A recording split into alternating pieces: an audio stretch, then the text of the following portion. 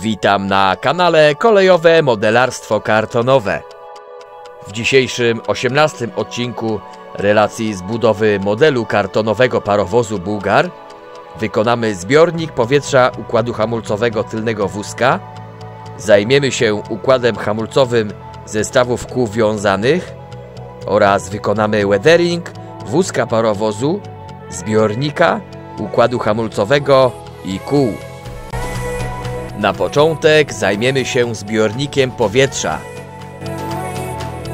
Wycinamy wszystkie potrzebne elementy.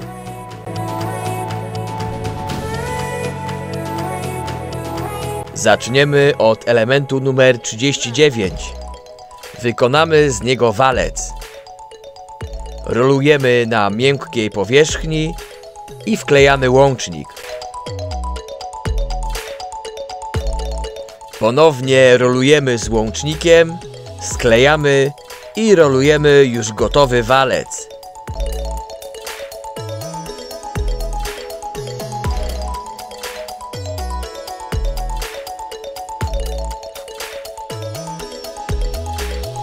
Elementy numer 39A. Podstawy walca. Smarujemy klejem i wklejamy z obu stron.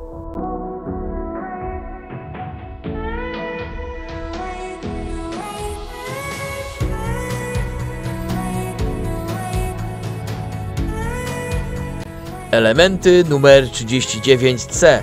Stojak zbiornika. Przyklejamy w zaznaczonych miejscach na zbiorniku.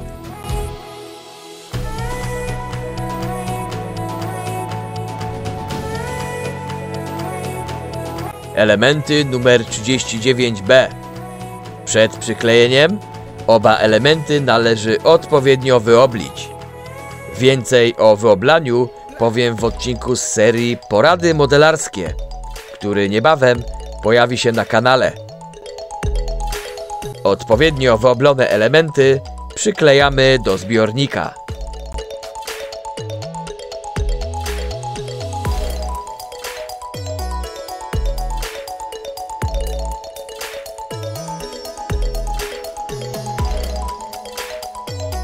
Elementy numer 39D. Obejmy mocujące. Przyklejamy z jednej strony do stojaka.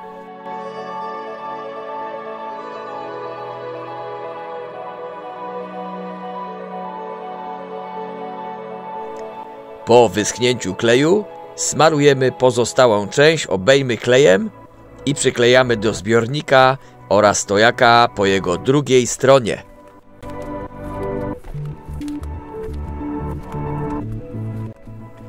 Wykonamy teraz weathering, czyli postarzanie i brudzenie kartonowego zbiornika powietrza. Zbiornik malujemy czarną farbą, następnie nakładamy na nią cienką warstwę farby czerwonej. Pierwszą farbą malujemy obejmy mocujące. Drugą za pomocą gąbki wykonuję delikatne przypadkowe ślady.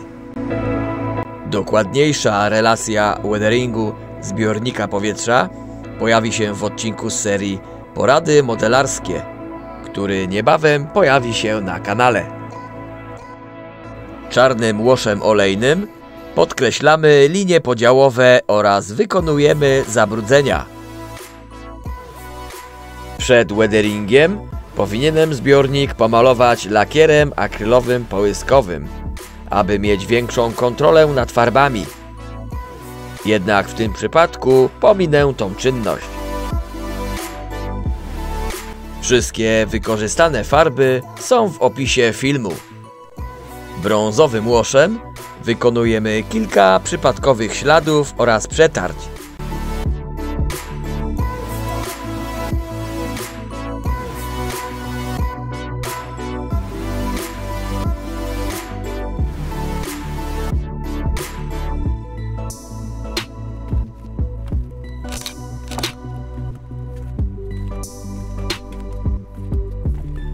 Zajmiemy się teraz dźwigniami hamulcowymi.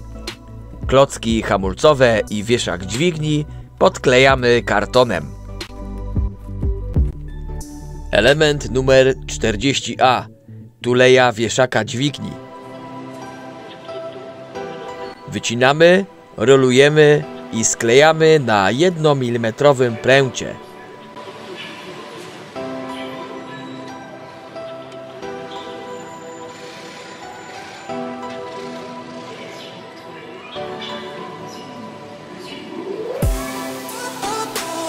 Wykonujemy 12 takich elementów.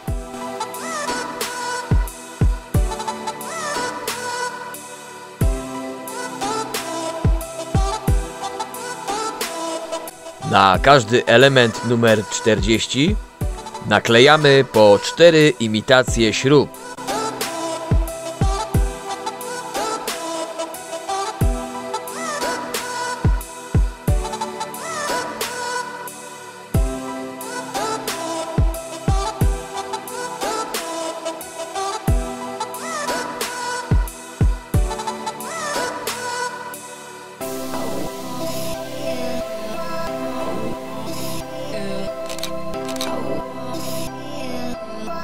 Element numer 41B.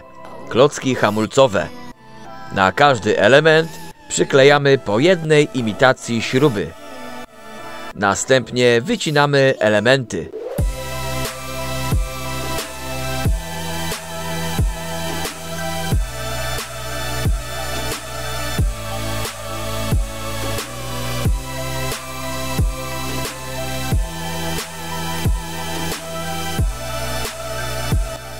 Łącznie wycinamy 24 sztuki klocków hamulcowych.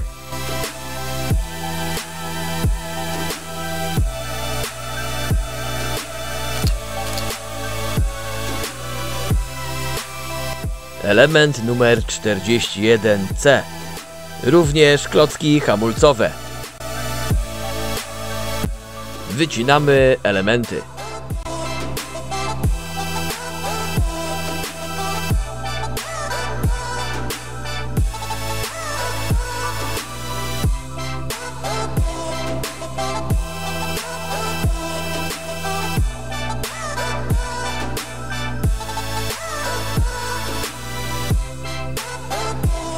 Wycinamy 24 sztuki klocków hamulcowych.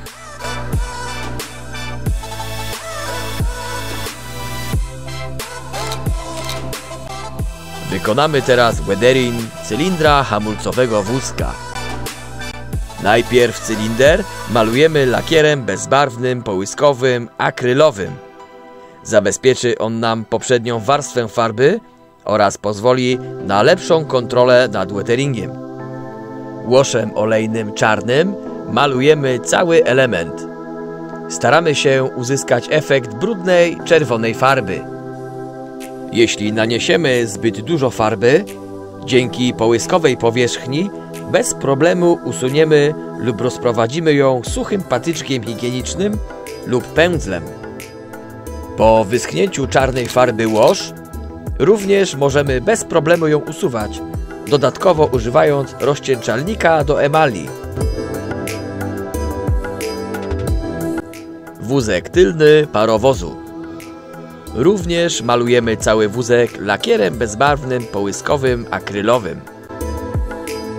Ja używam lakier w sprayu firmy Vallejo numer 28530.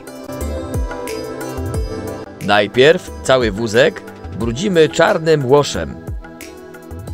Dokładniejsza relacja weatheringu wózka parowozu pojawi się w odcinku z serii Porady modelarskie, który niebawem pojawi się na kanale.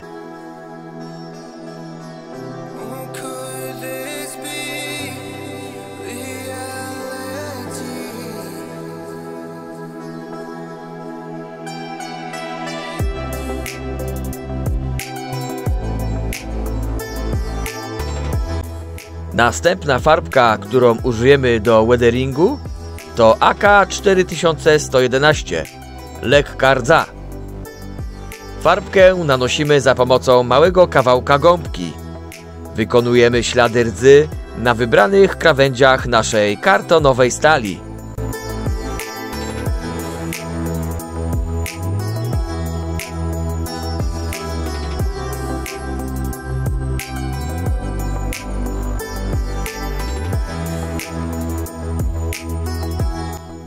Wykonujemy też kilka przypadkowych śladów rdzy na bokach wózka. Kolejna farbka to AK 4113, ciemna rdza. Również za pomocą gąbki malujemy krawędzie, ale w taki sposób, aby nie zamalować w całości poprzedniej farbki. Wykonujemy tylko kilka śladów.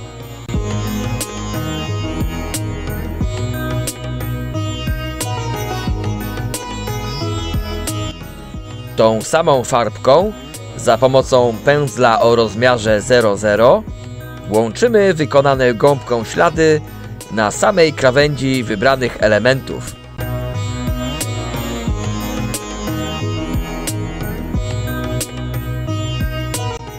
Nanosimy też kilka przykładowych, delikatnych punktów, na przykład na śrubach i nitach. Kolejna farbka to czarny łoż olejny od firmy Tamiya 87131. Obrysowujemy nią krawędzie w wybranych miejscach, w których wykonaliśmy ślady rdzy.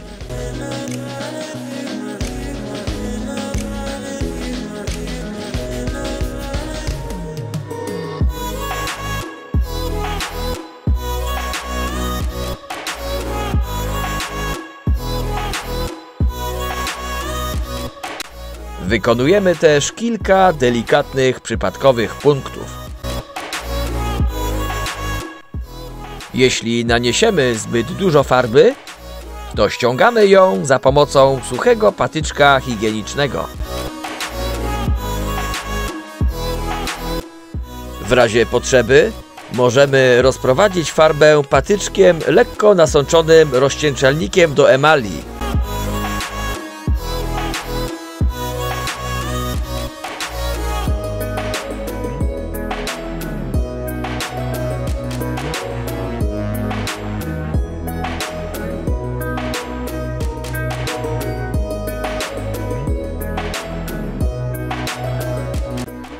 Tak samo wykonujemy drugą stronę wózka.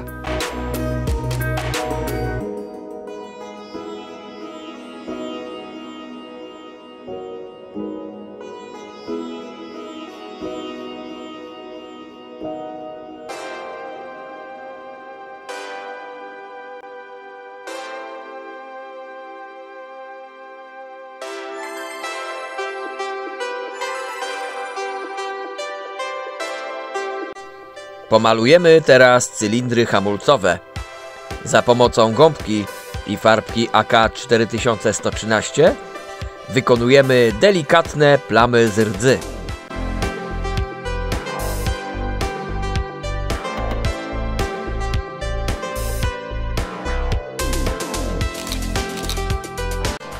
Wracamy do hamulców. Element numer 41. Dźwignie hamulcowe. Szlifujemy elementy z zestawu laserowego.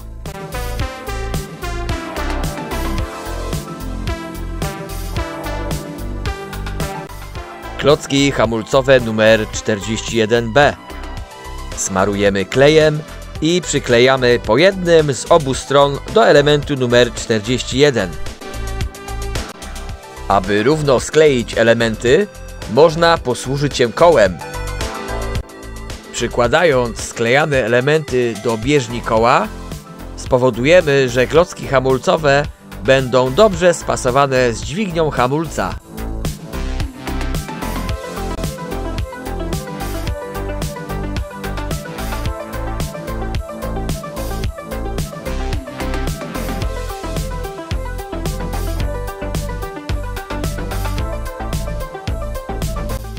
W taki sam sposób sklejamy pozostałe 11 zestawów. Element numer 41C. Klocki hamulcowe. Przyklejamy je do wykonanych zestawów hamulcowych, po jednym na każdą stronę, na poprzednie klocki hamulcowe numer 41B.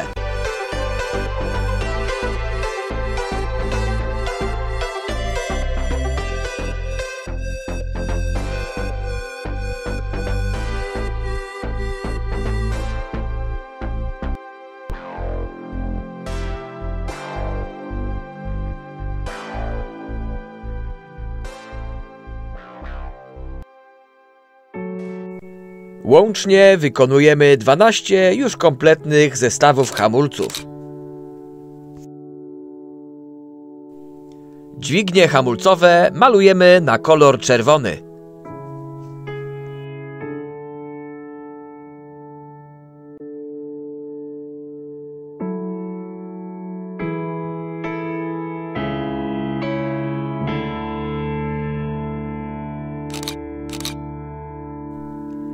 Malujemy też element numer 40A, czyli tuleje wieszaka dźwigni hamulca.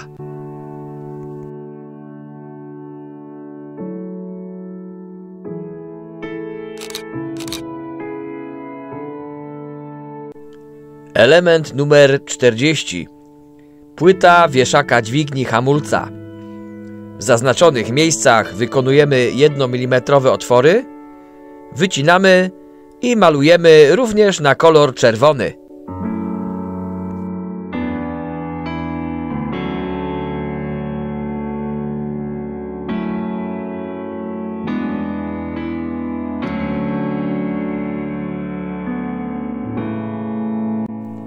Po wyschnięciu czerwonej farby na dźwigniach hamulca malujemy na czarno klocki hamulcowe.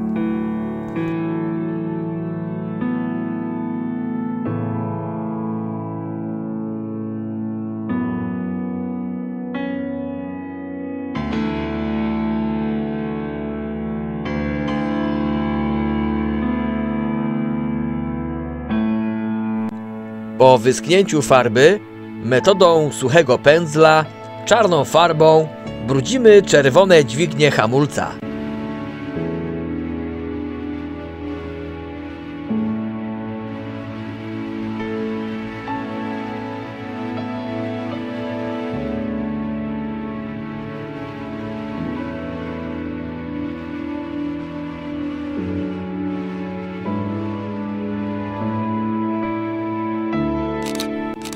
Zajmiemy się teraz weatheringiem kół wózka parowozu. Ja użyję farbki akrylowej firmy Vallejo z serii Train Color numer 73005 błoto. Pędzlem o rozmiarze 00 nakładamy farbkę pomiędzy szprychy koła. Można użyć innej farbki imitującej kolor brudu błota. Łoszem brązowym przyciemniamy nałożoną przed chwilą farbkę.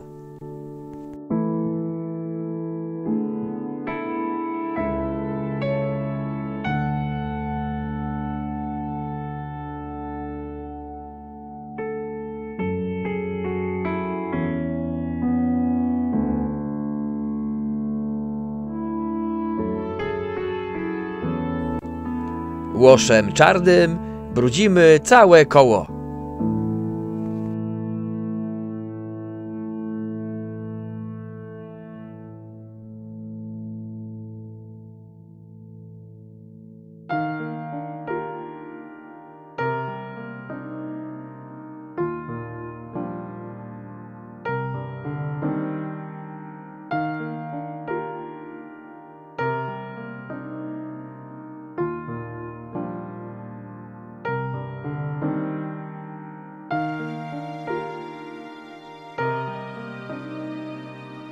Następne koła wykonujemy w taki sam sposób.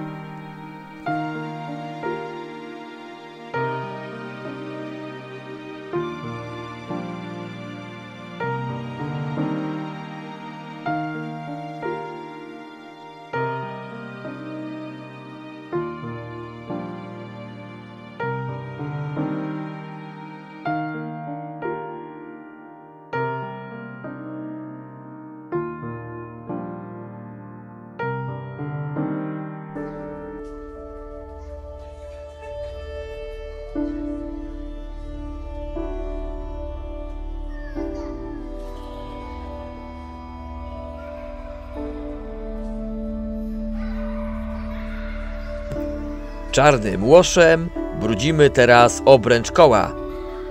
Nakładamy farbkę pędzlem, po czym rozprowadzamy suchym patyczkiem higienicznym.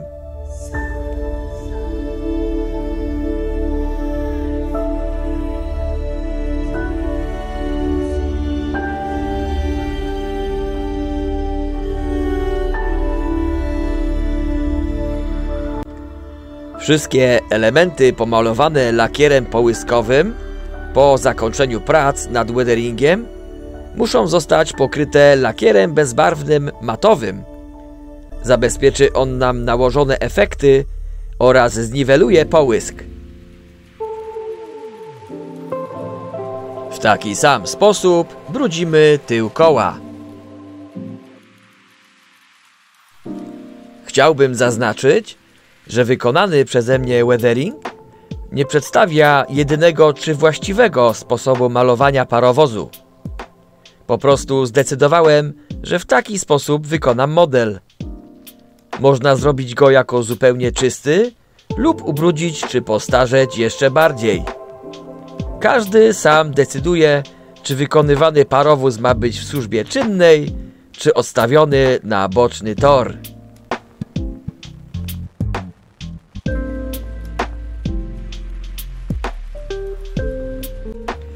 Wróćmy na chwilę do ostoi parowozu. Elementy numer 23, które wykonaliśmy w odcinku 10, przyklejamy do obudowy łożysk numer 10. Pomocny w tym będzie 3 mm pręt, który zapewni nam prawidłowe przyklejenie elementów.